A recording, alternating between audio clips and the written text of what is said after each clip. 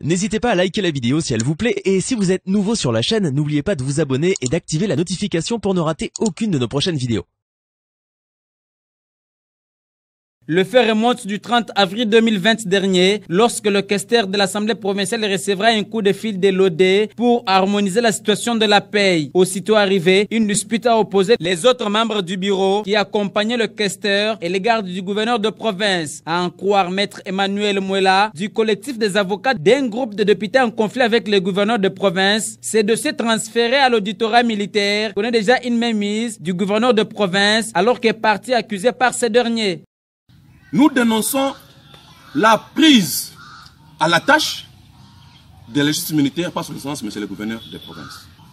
Nous dénonçons l'insécurisation de nos clients.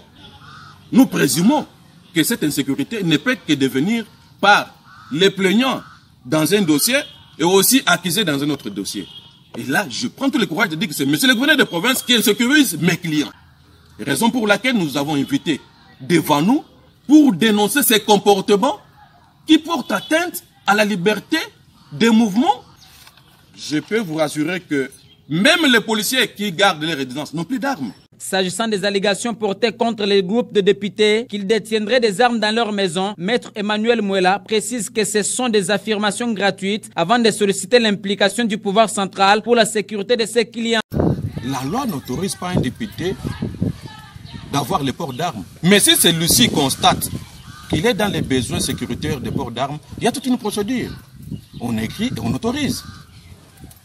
Mais jusqu'à la preuve du contraire, parce que j'ai interrogé de manière fidèle mes clients nuitamment, ils n'ont jamais reconnu cela. Ils n'ont jamais été porteurs d'armes. Mais néanmoins, quand vous prenez par exemple les membres du bureau, il est de leur droit constitutionnel et réglementaire d'être gardés.